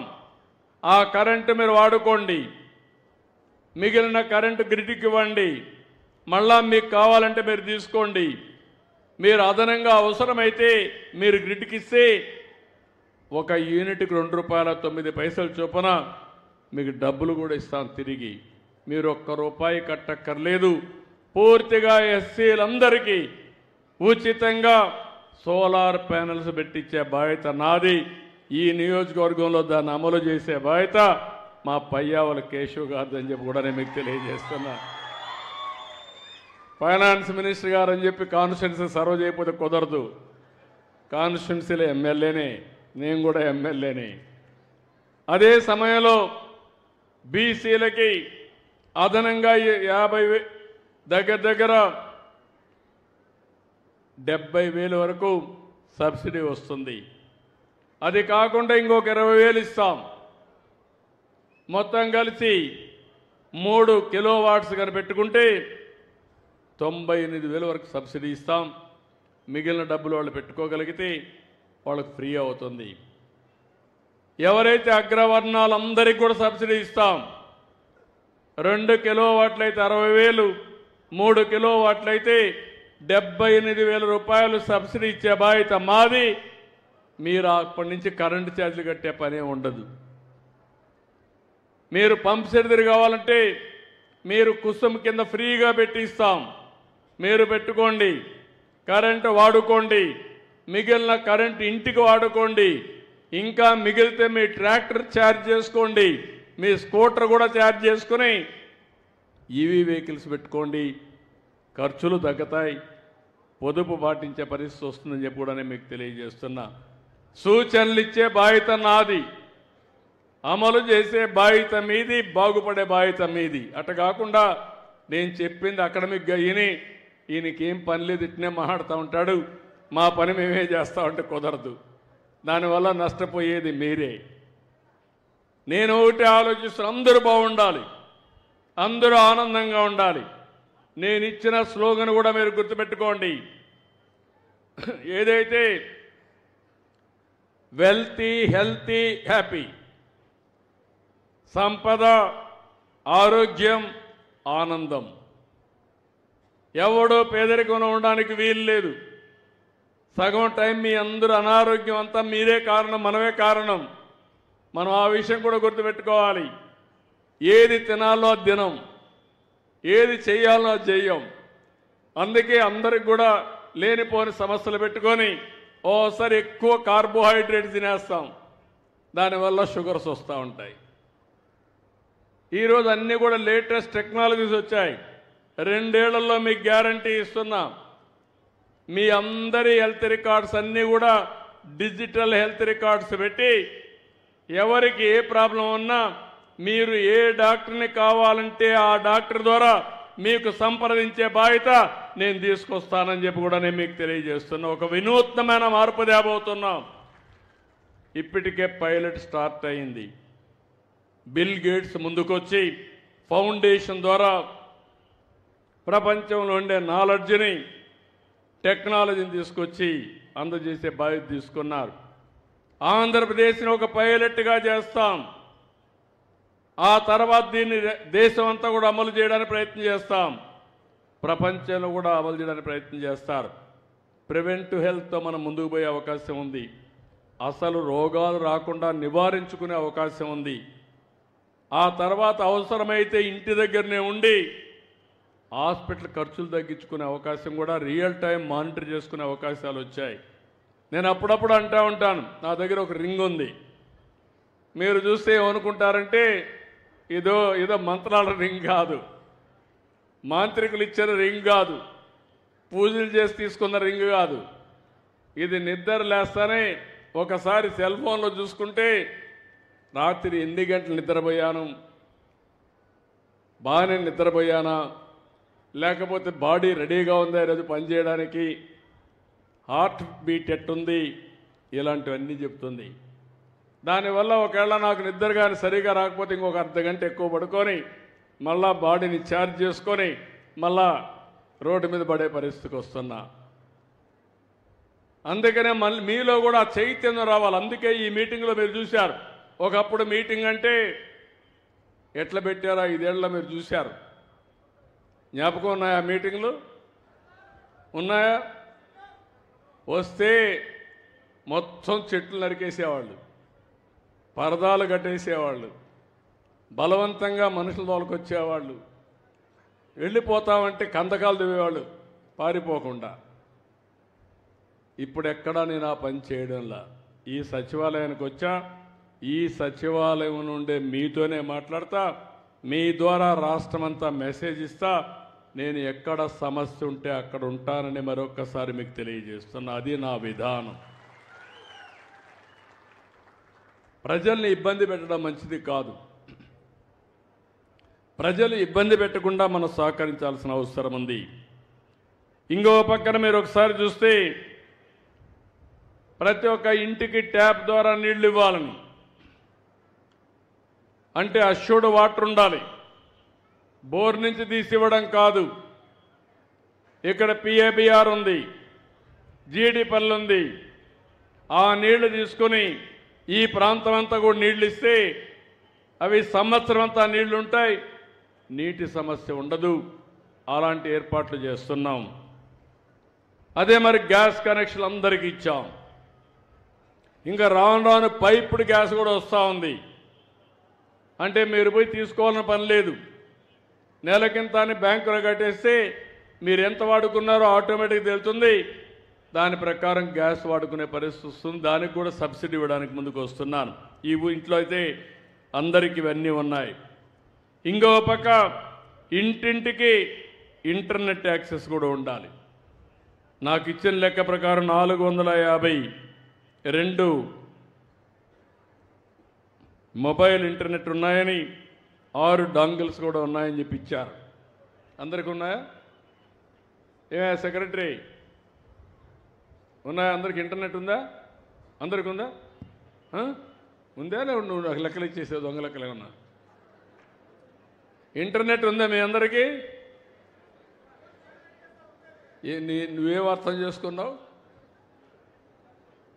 మొబైల్ ఫోన్ ఇంటర్నెట్ కాదయ్యా. ఫైబర్ నెట్ వేరే, ఇంటర్నెట్ వేరే. కాబట్టి కలెక్టర్ గారు, fibre net connectivity, be clear. Fibre net is only connectivity. నేను ఏదైతే వైఫై కూడా ఇవ్వాలనేది, ఇంటర్నెట్ కంపల్సరీగా ఇవ్వాలని, ఇంటర్నెట్ ఉందా లేదో చూసుకోండి. ఆ ఇంటర్నెట్ కనెక్షన్ కూడా ఆ ప్రోటోకాల్ కరెక్ట్గా చూసుకోండి. డేటా రావడానికి అవన్నిటికీ ఉపయోగపడుతుంది. కాబట్టి ఈ 7 ఫెసిలిటీస్ అన్ని ప్రతి ఇంటికి ఇవ్వాలని ఆలోచిస్తున్నాం. ఇంకో పక్కన కలెక్టర్ గారికి ఆదేశాలు ఇస్తున్నాం. ఈ ఊర్లో 2.35 కిలోమీటర్ల సిమెంట్ రోడ్డు ఉంది. ఇంకా 1.85 కిలోమీటర్స్ వేయాలి. ఇమ్మీడియట్గా ప్రారంభించండి. ఈ ఊర్లో 100% సిమెంట్ రోడ్ అయిపోవాలి. అది కూడా కంప్లీట్ చేయండి. అదే మాదిరిగా 1.04 కిలోమీటర్లు డ్రైన్స్ ఉన్నాయి. ఇంకా 2.8 కిలోమీటర్లు డ్రైనేజ్ కావాలి. అది కూడా శాంక్షన్ చేస్తున్నా. ఇమ్మీడియట్గా డ్రైనేజ్ కూడా పూర్తి చేయమంటున్నాను. ఇంకో పక్కన స్ట్రీట్ లైట్స్ 73 ఉన్నాయి. ఇంకా 80 కావాలంటున్నారు. అన్ని అవసరం ఉందా? వీధి దీపాలు ఉన్నాయా? ఇంకా గ్యాప్లు ఉన్నాయా? ఏమైనా అవసరం ఉందా? ఓకే, అవి కూడా ఏమని చెప్పి కోరుతాను. సాలిడ్ లిక్విడ్ వేస్ట్, ఏదైతే సాలిడ్ కానీ ఇవన్నీ కూడా వేస్ట్ మేనేజ్మెంట్ బాగానే చేస్తున్నారని చెప్పి అంటున్నారు. ఈ ఊర్లో ఇంటింటి దగ్గర చెత్త కలెక్ట్ చేస్తున్నారా?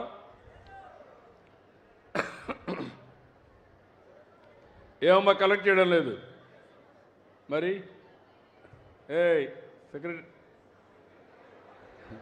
ఏంటయ్యా పెద్ద మనిషి, నేనేదో అందరూ నన్ను చూస్తే భయపడతాను అనుకుంటున్నా, నన్ను మోసం చేయాలని ప్రయత్నం చేస్తున్నాం ఏంటి? చాలా కష్టాలు వస్తాయి. Be clear. సిన్సియర్గా మనసు పెట్టి పనిచేయి. పైన పని చేయొద్దు. రిపోర్ట్లు కూడా ఏదంటే అది రాయొద్దు. ఇది సూపర్వైజ్ చేసిన ఆఫీసర్స్ ఎవరు? కలెక్టర్ గారు. కలెక్టర్ ఎవరు మీకు? ఆయన మీద సూపర్వైజర్ అంతా వాళ్ళు ఎవరు? ఈ ఊర్లో ఎంపీడీఓ, వేస్ట్ మేనేజ్మెంట్ పని చేస్తా ఉంది ఈరోజు. కాదయా, నేను అడిగిందని చెప్పు. నువ్వు చెత్త తీస్తున్నారా, ఇంట్లో పోయి కలెక్ట్ చేస్తున్నారా అని అడిగాను. చెత్త తీస్తున్నారమ్మా? తీరేని చేలు పైకెత్తండి. Be clear. చాలా ప్రమాదం ఉంటుంది. మళ్ళీ నేను చెప్తున్నా, రేపటి నెల నుంచి ఆకస్మిక తనిఖీలు ఉంటాయి. మళ్ళీ నేను 1 ఇయర్ మీకు చెప్పాను. మీరేమనుకుంటున్నారంటే సారు మారిపోయాడు అనుకుంటే నేను మారలా. నేను 95 సీఎంనే. ఆ విషయం మీరు గుర్తుపెట్టుకోండి. మిమ్మల్ని క్యారీ చేయాలని చూస్తున్నాను తప్ప క్యారీ కాకపోతే మాత్రం బీ క్లియర్. మళ్ళా నేను సర్ప్రైజ్కి వచ్చినప్పుడు కానీ ఎక్కడ దొరికితే స్పాట్లోనే యాక్షన్స్ ఉంటాయి. I'm very clear on that. ఆడుతూ పాడుతూ పని చేసుకోవచ్చా? ఏమి కష్టమయ్యా నీకు? ఒక సెల్ ఫోన్లో ఒక వాట్సాప్ పెట్టుకుంటే మీ పంచాయతీ సెక్రటరీ కానీ చేయకపోతే మీరు యాక్షన్ తీసుకోవచ్చు. అలాంటి ఫెసిలిటీస్ వస్తే ఇంకా ఎక్కడొచ్చిందో నాకైతే అర్థం కాలే. మీకు విచిత్రమైన అలవాట్లు వచ్చాయి. ఎన్నిసార్లు చెప్పాం? ఎందుకంటే స్వచ్ఛ భారత్ పెట్టి స్వచ్ఛ ఆంధ్రప్రదేశ్ పెట్టి 3వ శనివారం ఊరూరికి ఎందుకు తిరుగుతున్నాం? పనిలేక తిరుగుతున్నామా? మీలో చైతన్యం రావాలని తిరుగుతున్నా, బాధ్యత పెరగాలని తిరుగుతున్నా. ఇంకొకసారి చెప్తున్నా, మీ జాబ్ చూసుకోండి, క్లారిటీ. ఎక్కడన్నా ఉంటే మాత్రం చాలా సీరియస్గా ఉంటుంది. Be clear. ఓకే, నన్ను కూడా తీసుకుంటామా? కాగితం తీసుకుంటా మాట్లాడతాడు. కాబట్టి ఇవన్నీ నేను ఏ విధంగా చేయాలనో వారికి మైక్ ఏంటి, ఆయన మైక్ ఒకటిసారి ఆయనకి మైక్ పెద్ద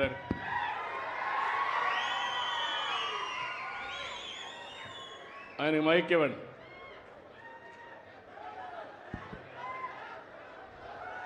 ప్లీజ్ వినండి. చెప్పండి, మాట్లాడండి. ముఖ్యమంత్రి గారు మా గ్రామానికి వచ్చినప్పుడు సంతోషంగా ఉంది. దగ్గర పెట్టుకో మైక్. మా చంద్రబాబు నాయుడు మా గ్రామానికి వచ్చిన దానికి మా గ్రామ ప్రజల తరఫున ధన్యవాదములు. మాకు పయ్యావుల కేసు అన్ని సదుపాయాలు చేసినాడు. మీరు ఇక్కడ పొట్టిపాడు ఓతూరి పోయే ఇక్కడ బ్రిడ్జి చాలా చిన్నదిగా ఉంది. ఆ బ్రిడ్జి పోయేటప్పుడు వర్షం వస్తే రాకపోకలన్నీ స్తంభిస్తాయి. దాన్ని వెంటనే చేయాలని చెప్పి విన్నవించుకుంటాను. అది ఇమీడియట్ చేస్తారు. శాంక్షన్ చేస్తున్నా, ఇమీడియట్గా చేయమంటాను. ఆదేశాలు ఇస్తున్నా. ఓకే, ఇమీడియట్గా చేయమంటాం. కేశవ్ 4 పనులు చెప్పు. ఇక్కడికి వచ్చినప్పుడు కేశవ్ గారు చెప్పినట్టు ఆగిపోయిన ప్యాకేజ్ 33B, 34, 36A పూర్తి చేయాలన్నారు. శాంక్షన్ చేస్తున్నా, దీన్ని పూర్తి చేస్తామని హామీ ఇస్తున్నాను. ప్యాకేజ్ నెంబర్ 52 అమిద్యాల బ్రాంచ్ కెనాల్ పూర్తి చేయాలని, అది కూడా పూర్తి చేస్తాం. కొట్టాలపల్లి లిఫ్ట్ ఇరిగేషన్ శాంక్షన్ చేయాలన్నారు, అది కూడా శాంక్షన్ చేస్తున్నాను. జీడిపల్లి నిర్వాసితులకు పరిహారం ఇంకా ఇవ్వలేదన్నారు.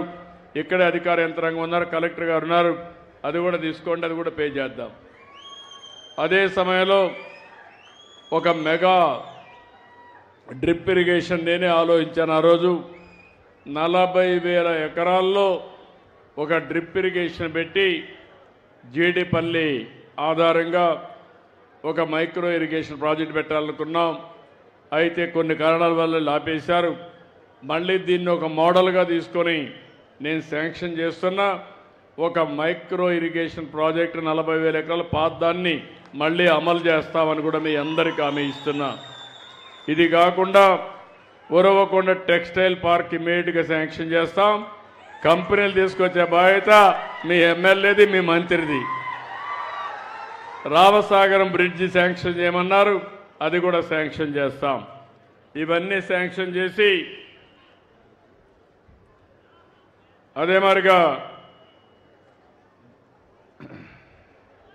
అదే మరి జీడిపల్లి భైరవాని తిప్ప ప్రాజెక్ట్ ఒకటి ఉంది, ఇది కూడా నేను చెప్పాను. పేరూరు ఇవన్నీ ఉన్నాయి, ఇవి కూడా పూర్తి ప్రాధాన్యత ఇస్తాం, అవి కూడా పూర్తి చేస్తామని చెప్పి నేను మీ అందరికీ హామీ ఇస్తున్నా. ఇది కాకుండా ఇప్పుడు ఏదైతే నేను ఈరోజు ఇన్స్పెక్ట్ చేశానో, జూలై 10వ తారీఖున మళ్ళీ నేను వచ్చి నీళ్లు రిలీజ్ చేసే కార్యక్రమానికి శ్రీకారం చుడతానని మీ అందరికీ హామీ ఇస్తున్నా. పనులు ప్రారంభించడమే కాదు, పనులు ఎప్పుడు పూర్తి చేస్తామో స్పష్టంగా ముందుగానే అనౌన్స్ చేసి డేట్ కూడా ఫిక్స్ చేస్తున్నామని చెప్పి నేను మీకు తెలియజేస్తున్నా. ఇప్పుడు ఒక్క నిమిషం, ఏదైతే బంగారు కుటుంబం ఇంకో పక్కన మార్గదర్శి ఎట్లా పనిచేస్తారో ఒకసారి ఒక అవగాహన. ఆడబిడ్డకు రమ్మా, నువ్వు రమ్మ. ఇప్పుడు ఆవిడ నేను కాన్స్టిట్యూన్సీ మాట్లాడుతాను. నేను ఇక్కడ ఈ కాన్స్టిట్యూన్సీగా పరిమితం చేస్తున్నా, నేను చేస్తాను. ఓకే ఓకే చెప్తా. నువ్వు చెప్పమ్మా, ఏంటమ్మా నీ పేరేంటి చెప్పమ్మా. దగ్గర పెట్టుకో, మైక్ దగ్గర పెట్టు. అందరికీ నమస్కారం సార్. దగ్గర పెట్టుకో, దగ్గర పెట్టు, గట్టిగా ఫ్రీగా మాట్లాడమ్మా. ఇంట్లో మాట్లాడతావు కదా, అట్లే మాట్లాడు. చెప్పమ్మా. చంద్రబాబు నాయుడుకి నమస్కారం, చెప్పమ్మా. కేశవా సార్కి నమస్కారం, కలెక్టర్ సార్కి నమస్కారం, ఈడున్న వాళ్ళు అందరికీ నమస్కారం. వాళ్ళకి చెప్పమ్మా నమస్కారం. అందరికీ నమస్కారం. నా పేరు పార్వతి, మాది సాయాపురం గ్రామం. మా ఆయన పేరు బాలును. మా ఆయన, నాకు 4 పిల్లలు సార్. మా ఆయనకి ఆరోగ్యం బాగలేదు. మీ ఆయన ఉన్నాడు ఇక్కడ? లేడు సార్, పిల్లోడు ఏడుతుంటే పోయినాడు. ఇక్కడ బయట పోయాడు. బయట పోయినాడు. ఓకే, చెప్పమ్మా. మా ఆయనకి ఆరోగ్యం బాగాలేదు sir. Current problem sir. Current shock కొట్టి. పిల్లలు ఏం చేస్తారు చెప్పమ్మా? పిల్లల 4 పిల్లలు సార్. 4 పిల్లలు అయితే 3 ఆడపిల్లలు సార్. ఉన్నారమ్మా? ఉన్నారా? 3 వాళ్ళే సార్. 3 వాళ్ళే. రమ్మని. రమ్మా. 3 ఆడపిల్లలు సార్, ఒక అబ్బాయి సార్. అబ్బాయి ఎక్కడ ఉన్నాడమ్మా? అబ్బాయి వాళ్ళ నాయనమ్మడు పోయినారు సార్. వాడు బయట పోయాడమ్మా. ఏం చేస్తారమ్మా వీళ్ళు పిల్లలు? చెప్పు. స్కూల్ పోతున్నారు సార్. ఈ స్కూల్కే పోతున్నారు సార్. ఈ అమ్మాయి అయితే 6వ తరగతి, ఈ అమ్మాయి 3వ తరగతి సార్. ఎన్నో తరగతి అమ్మాయి? 3. అమ్మాయి 3, 6. ఈ అమ్మాయి ఇంకా ఇప్పుడు జాబ్ అవుతుంది సార్. అంగన్వాడికి పోతుందా? లేదు, ఈ స్కూల్కే పోతుంది. పోతుందమ్మా. ఓకే. ఇప్పుడు ఏం కావాలమ్మా? నువ్వు ఏం చేస్తావు నువ్వు బాగుపడతావు చెప్పు. నీకేం పొలం ఉందా? లేదు సార్, నాకు పొలం లేదు. నువ్వేం పని చేస్తావమ్మా? నేను కూలి పనికి పోతున్నాను సార్. కూలి పనికి పోతాను. రైతుకే సార్ పోయేది. రోజు 200, 250 వస్తుంది సార్. వస్తుంది. దాంతోనే మేము 5 మందికి, నేను ఒక్కదాన్నే పోషించుకోవాలి సార్ మా ఇంట్లోనా. మా ఆయన ఏం పని సాత కాదు సార్. అది బిల్డింగ్ మీద కింద పడినాడు సార్, కరెంట్ షాక్ కొట్టి. మా ఆయన తాగుడు అలవాట్లేదా? తాగుడు అలవాటు ఏం లేదు సార్. తాగే అలవాటు నువ్వు కావాలని భార్య కాబట్టి సమర్థిస్తున్నావా? చెప్పు, వాస్తవం చెప్పు. ఏం అలవాటు లేదు సార్. ఏం అలవాటు లేదు సార్. కరెక్టేనా అమ్మాయి చెప్పేది? కరెక్టేనా? కరెక్టే. థ్యాంక్ యూ అమ్మా. ఇప్పుడు ఎట్లమ్మా నీవు ఏం కావాలంటావు? నువ్వు పిల్లలు చదివించాలి. మాకు పిల్లలు చదివేయాలి సార్. మాకైతే పిల్లలు చదువు కావాలి. మాకు ఉండడానికి ఇల్లు లేదు సార్. మాకు ఇల్లు కావాలి. మా ఆయనకి ఏమన్నా ఉపాయం కలిగించాలి సార్. మీరు ఏం చేయాలి చెప్పమ్మా? ఆయనకు ఏం చేయాలో మీరే ఇంకా ఏమో సాయం చేయాలి సార్. మాకు కాదమ్మా, ఈ రోజు లేడు కదా మీ ఆయన, ఉండాలి కదా, ఉండి నేర్చుకోవాలి కదా. ఇప్పుడే బయటికి పోయి సార్ మా ఆయన. పిల్లోడు ఏడుతుంటే ఆడొస్తున్నారు సార్. ఎక్కడమ్మా? ఇవన్నీ బర్రెలన్నీ డ్యామేజ్ చేశారు. ఏం చేస్తావు నువ్వు చెప్పాలి కదా నాకు. రా. డాక్టర్ సార్ అయితే ఓకే అమ్మా, వస్తున్నాడు. ఆయన కూడా వస్తున్నాడు అండి.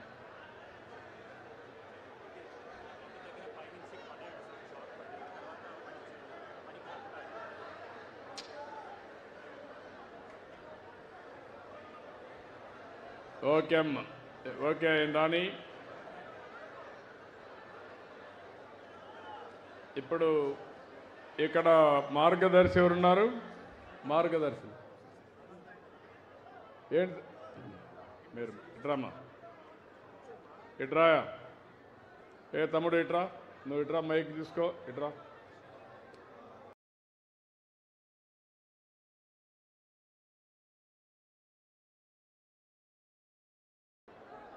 ఇట్రా రామా, నువ్వు ఇట్రా. నీ పేరేంటి చెప్పు. అర్జుడు. దగ్గర పెట్టుకో, మైక్ దగ్గర పెట్టు. బాలు. ఏంటి బాలు, ఏమైంది? కరెంట్ షాక్ కొట్టింది సార్. కరెంట్ షాక్ కొట్టింది. ఎప్పుడు మా ఎన్ని రోజులు నువ్వు? 2 ఏళ్ళు లేదు సార్. పడిపోయావా? పడినా సార్. ఇప్పుడు ఏంటి నువ్వు చూపించుకున్నావు డాక్టర్లకి? చూపించుకున్నా సార్. అయినా బాగా బరువు పని అవి నేను చేద్దన్నారు. ఓకే, ఇప్పుడు నువ్వు బరువు పని కాకుండా ఏం చేయగలుగుతావు నువ్వు? నా చేతనే చూస్తాను కదమ్మా. నేను అడిగేది ఏంటంటే, నీకు ఏం చేస్తే కుటుంబాన్ని పోషించుకుంటావు, నీ కుటుంబం బాగుపడాలి. నేను దానికే వచ్చి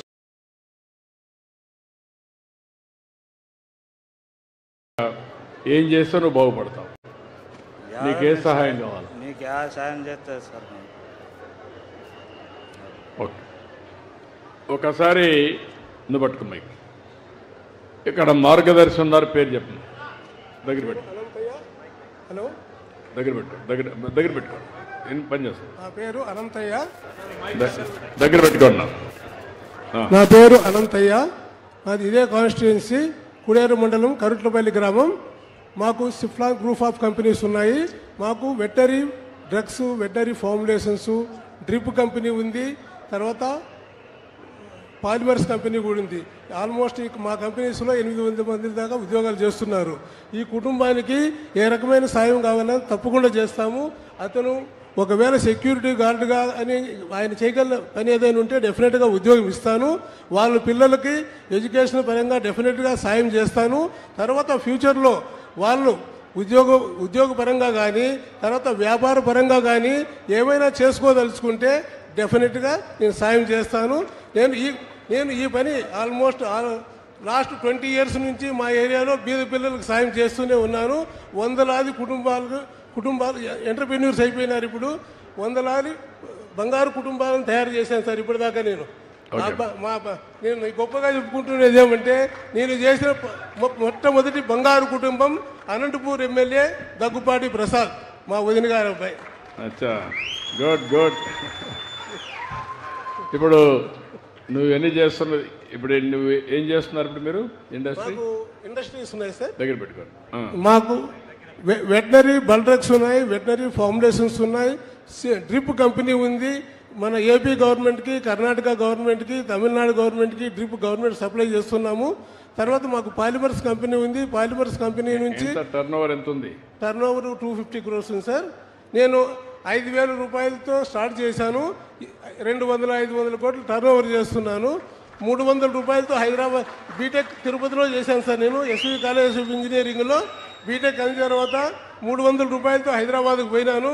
మా తాత పైడి లక్ష్మయ్య గారు నాకు ఉద్యోగం ఇప్పించారు అప్పట్లో. తర్వాత నేను 8 సంవత్సరాలు ఉద్యోగం చేసి ఓన్గా 5,000 రూపాయలతో వ్యాపారం ప్రారంభించి 200-500 కోట్లు 5 సంవత్సరాల క్రితమే టర్నోవర్ చేశాను. గత ప్రభుత్వంలో నాకు అనేక ఇబ్బందులు వచ్చాయి, దానివల్ల నా టర్నోవర్ తగ్గింది. మళ్ళీ ఈ సంవత్సరము 250 కోట్లు టర్నోవర్ చేశాను. ఇప్పుడు మీరు చూశారు ఆయన జీవితం కూడా కష్టాలు వచ్చాయి, కానీ 5,000 రూపాయలతో స్టార్ట్ 5,000 రూపాయలతో ప్రారంభించి 250 కోట్లు టర్నోవర్కి వచ్చాడు. అది సక్సెస్ స్టోరీ. ఇప్పుడు ఆయన కొన్ని కుటుంబాలు తీసుకుంటున్నాడు. ఎన్ని కుటుంబాలు తీసుకోగలుగుతారు సార్? ఇప్పుడు ఇమ్మీడియట్గా మాది కులేరు మండలము. మా దగ్గర చాలా పూర్ ఫ్యామిలీస్ ఉన్నాయి. మా ఏరియాలో కొంతమందిని సెలెక్ట్ చేసుకొని మా మినిస్టర్ గారైన కేశవ్ గారికి, తర్వాత కలెక్టర్ గారికి ఇన్ఫార్మ్ చేసి డెఫినెట్గా సాయం చేస్తాను. ఇక్కడ ఒక కుటుంబాన్ని దత్తత తీసుకుంటాను. పార్వతి అనే కుటుంబాన్ని దత్తత తీసుకుంటున్నాను. కాకుండా ఒక 5-6 కుటుంబాలు ఈ ఊర్లో తీసుకుంటే 5-10 ఈ ఊర్లో ధనవంతులు ఎక్కువ ఉన్నారు సార్. మా ఊర్లో ధనవంతులు లేరు. మా ఊర్లో చేయాలనుకుంటున్నాను. ఏంటయ్యా ధనవంతులు, మీకు కూడా మనసు రావాలి. డబ్బులుండే వ్యక్తులకు మనసు రావాలి. మీరు కూడా అందరికి సహాయం చేసే పరిస్థితి రావాలి. కాబట్టి ఓకే, ఈ కుటుంబాన్ని మీరు తీసుకుంటారు. ఆ కుటుంబాన్ని ఎట్లా ఆదరిస్తారు చెప్పండి. వాళ్ళ స్కూల్ విషయంలో డెఫినెట్గా సాయం చేస్తాను సార్. వాళ్ళ కాళ్ళ మీద వాళ్ళు నిలబడుకునేటట్లు చేస్తాను. రేపు పెద్ద అయిన తర్వాత వాళ్ళ ఉద్యోగాల విషయంలో కానీ, తర్వాత పెళ్లిళ్ళప్పుడు కానీ డెఫినెట్గా వాళ్ళకి సాయం చేస్తాను. అప్పుడు కాదు, ఇప్పుడు నుంచి మీ పిల్లల తర్వాత ఆ పిల్లల్ని మీరు చూసుకోవాలి. తప్పకుండా సార్, తప్పకుండా. అది బాధ్యత. తప్పకుండా మీరు వాళ్ళకందరికీ మార్గదర్శి. ఆ పిల్లల్ని బాగా చదివించాలి. అదే సమయంలో వాళ్ళకు ఉద్యోగాలు వచ్చే వరకు మీరు అండగా ఉండాలి. ఇతనికి ఒక ఉద్యోగం కానీ ఏం చేయాలో చేయండి. ఇల్లు కట్టించే బాధ్యత నాది, నేనే కట్టిస్తా. మీరు దాని గురించి ఏం బాధ లేదు. అవసరమైతే కొంత డబ్బులు కూడా నేను ఇస్తాను. మిమ్మల్ని కోరేది ఏంటంటే వాళ్ళకి ఎప్పటికప్పుడు ఆలోచనలు ఇచ్చి, సూచనలు ఇచ్చి, సమయానికి సహాయం చేసి, మాట సహాయం చేసి పైకి తీసుకురావాలి. తప్పకుండా సార్. ఇప్పటికే 100,000 మంది ఎంటర్‌ప్రెన్యూర్స్ తయారు చేసింది సార్. అంత బీద కుటుంబాల నుంచి వచ్చిన వాళ్ళు, వ్యవసాయదారు కుటుంబాల నుంచి వచ్చిన వాళ్ళని. ఇప్పుడు మీరైతే దీన్ని టేకప్ చేస్తారు. తప్పకుండా సార్. ఏమయ్యా, నువ్వేం చేసుకుంటావు? ఆయన నీకు చేయడానికి సిద్ధంగా ఉన్నావు. నువ్వేం చేసుకుంటావు? సెక్యూరిటీ గార్డుగా చేయొచ్చు. నీవు సెక్యూరిటీ గార్డు చేస్తావు? చేస్తావా? ఎక్కడ? ఎక్కడది? అనంతపూర్ దగ్గర, ఉరవకొండ రోడ్లో అనంతపూర్ దగ్గర ఉంది. నువ్వు అడిగి పోయి ఆడనే కుటుంబం ఉండి పిల్లలు చదివించుకుంటారా? బాగా నీట్గా చదివించుకుంటావా?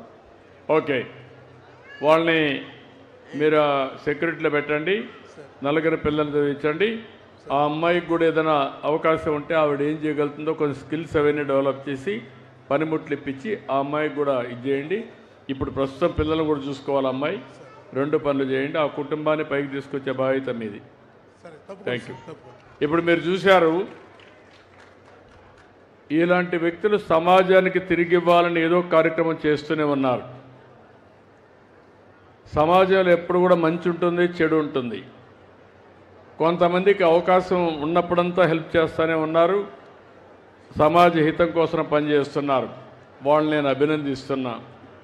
ఇంతవరకు ఎవరైనా సమాజ హితం కోసం రాకపోతే వాళ్ళకు కూడా విజ్ఞప్తి చేస్తున్నా, మీ మానవత్వాన్ని చాటండి, మీరు కూడా ముందుకు రండి. వచ్చి పేదవాళ్ళకు అండగా ఉండేట్టుగా నేను పబ్లిసైజ్ చేయబోతున్నాను. రేపు రాబోయే రోజుల్లో పైనుండే వాళ్ళు ఎంతమంది సహాయం చేశారో పబ్లిసైజ్ చేస్తే మీకు సమాజంలో గౌరవం పెరగదు. మీ సమాజంలో మీకు డబ్బులు ఉండొచ్చు, కానీ సమాజంలో గౌరవం పెరగాలంటే సమాజం కోసం పనిచేసే వాళ్ళకే గౌరవం పెరుగుతుంది. కాబట్టి వాళ్ళకు కూడా విజ్ఞప్తి చేస్తున్నా, వాళ్ళు కూడా చేయాల్సిన అవసరం ఉంది. ఇక్కడ కుటుంబాలు ఎన్ని కుటుంబాలు ఉన్నాయి? బంగారు కుటుంబాలు చేలి పైకెత్తండి. బంగారు కుటుంబాలు, ఓకే, బంగారు కుటుంబం దించనమ్మా. అదే మాదిరిగా ఎంతమంది మార్గదర్శులు ఉన్నారు ఇక్కడ చేలి పైకెత్తండి. మార్గదర్శులు 1, 2. ఇప్పుడు కలెక్టర్ గారు దీనికి ఇంకా చేయలేదా? ఈ 3 ఆడకున్నారు. ఇట్రాయా, ఇట్రండి. మీరు మార్గదర్శులు ఇట్రండి.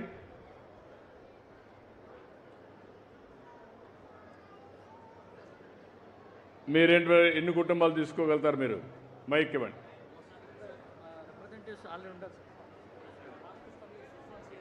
ఏమా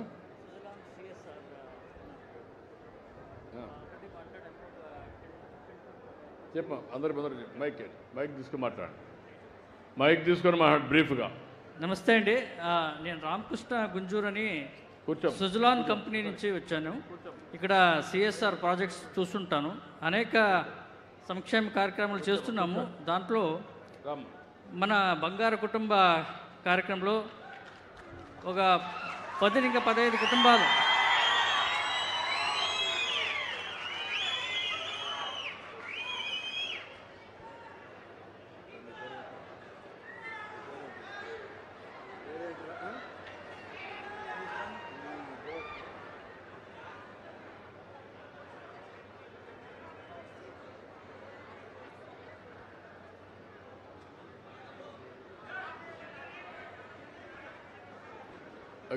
మాట్లాడు. ఇప్పుడప్పుడే సార్ ఏపీ స్కిల్ డెవలప్మెంట్ ద్వారా 1200 స్టూడెంట్స్ని మనం దీంట్లో స్కిల్ అప్గ్రేడ్ చేసి దాని ద్వారా ఒక పెద్ద ప్రాజెక్ట్ చేస్తున్నాం సార్. ఆల్రెడీ మన గవర్నమెంట్ టైప్ చేసాం సార్. అపార్ట్ ఫ్రమ్ దట్ మనం ఇప్పుడు మన బంగారు కుటుంబం sir collector sir mic sound పెంచు. బంగారు కుటుంబం గురించి మన సీఎం సార్ ఒక కళ మాకు తెలుసుకున్నప్పుడు బాగా ఆనందమైంది. మేము కూడా దాన్ని వాళ్ళ కళ నిజం చేయాలని దాంట్లో చాలా ఖుషిగా భాగవహిస్తున్నాము. మనము ఉండే ఫండ్స్లో సద్దానికి ఇప్పుడు మనం ఒక 10 to 15 కుటుంబాలు 10 నుంచి 15 కుటుంబాలకి మేము అండగా ఉండొచ్చు సార్. 15 కుటుంబాలకి. కలెక్టర్ గారు ఎన్ని కుటుంబాలు ఉన్నాయి ఊర్లో? 96. ఈయన ఒక 15 కుటుంబాలు తీసుకుంటారు.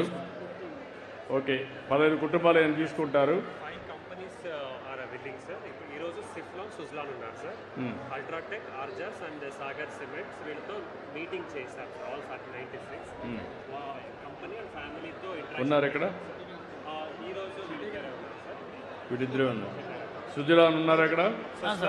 మీరు సుజలాన్, మీ ఇద్దరు Suzlon. You are from Orissa. Okay. How many families you can take? Sujalan, you can take a number more, no? Initially we'll start with 15 or 20. Initially we'll start with 15 families. Then we'll gradually increase. No, why can't you do 25? You can take more number. Sir. On the basis of your bandwidth, financial stability, management skills, you have to do. Sure, sir. We'll do that. Sure, sir. This village, 2-3 companies has to take up all 95. I want to monitor regularly. Yeah, yeah. Suzlon, Ceflon Pharma. Ceflon. He is from మీది Ceflon. వాడాను. UltraTech cements ఉన్నారు అక్కడ. ఆర్జర్ steel Sagar కూడా లేరు. Only 2 members. 2 members ఉన్నారు. Suzlon and Ceflon. Okay, you are going to take Initially we'll take 15, sir. Initially we'll take 15. We'll start with 15 and we'll... you are having more bandwidth. Okay, we'll do one thing. You organize all these things and tell me. Okay. Thank you, sir. Thank you. ఇప్పుడు మీరు చూశారు, చాలామందికి విజ్ఞప్తి చేస్తున్నా. నేను ఈరోజు వచ్చినప్పుడు ఒక పక్క అంద్రీనీవా పనుల్ని ఒకసారి సమీక్ష చేసుకున్నాను. ఇంకొక పక్క ఏదైతే ప్రజావేదిక కింద మీ అందరితో మాట్లాడాను, అదే సమయంలో ఈ గ్రామంలో 96 బంగారు కుటుంబాలు ఉన్నాయి. 96 కుటుంబాలని దత్తత తీసుకుంటాం. ఈ 96 కుటుంబాలని బాగు చేసే బాధ్యత కలెక్టర్కి అప్పచెప్పాను. ఇమ్మీడియట్గా పని మీద ఉంటారు. ఇవి చేసి ఎప్పటికప్పుడు సమీక్ష చేస్తూ ఇప్పుడే ఒక కుటుంబానికి పరిష్కారం కూడా చూపించాం. నేను పని చేస్తున్న వారికి ఇల్లు కట్టిస్తా. ఆ పిల్లలందరికీ ఒక్కొక్కరికి ఒక్కొక్క ₹1,00,000 బ్యాంక్ డిపాజిట్ కూడా నలుగురికి చేస్తాను. రేపు చదివించేటప్పుడు ₹15,000 కూడా వస్తుంది వాళ్ళకి, ఆ ఫ్యామిలీకి. ఎందుకంటే ఓసారి ఇప్పుడంతా కూడా జనాభా తగ్గిపోయే సమయంలో పిల్లలు కూడా లేకుండా పోయే పరిస్థితి వస్తూ ఉంది. అలాంటప్పుడు పాపం కష్టపడ్డాడు, కానీ కష్టజీవి కరెంట్ షాక్ కొట్టి దెబ్బతిన్నాడు తప్ప అదర్వైజ్ ఆ దెబ్బతినకపోతే కుటుంబాన్ని పోషించుకుంటానని నమ్మకం ఉంది. వారికి అప్పచెప్పాను. అదే సమయంలో ఒక్కొక్కరికి, ఎందుకు మీరు నవ్వుతున్నారు నాకు అర్థం కాలేదు, అలాంటి ఫ్యామిలీని ఆదుకోవడం మన బాధ్యత. అందుకే నలుగురికి ₹4,00,000 ఫిక్స్డ్ డిపాజిట్ వేస్తే వాళ్ళు పెద్ద అయిన తర్వాత వాళ్ళ జీవితాల్లో సెటిల్ కావడానికి ఉపయోగపడుతుంది. అదే సమయంలో ఇల్లు కట్టించే బాధ్యత తీసుకుంటాం. అదే మాదిరిగా ఇప్పుడే మన మిత్రులు వాళ్ళు దత్తత తీసుకున్నాడు. మిగిలిన పనులను ఆయన మానిటర్ చేస్తారు. ఇక్కడికి వచ్చినప్పుడు అంద్రీనీవా పనులు సుజల స్రవంతి కాలువ కింద 174.4 వద్ద రాగులపాడు గ్రామం వజ్రకరూరు మండలం రెండుకి 12 చెరువులకు నీళ్లు ఇచ్చే లిఫ్ట్ ఇరిగేషన్ పెట్టి ఒక కాలువ తీయాలన్నారు. మన గుంతకల్ ఎమ్మెల్యే ఇది తప్పకుండా శాంక్షన్ చేస్తారు.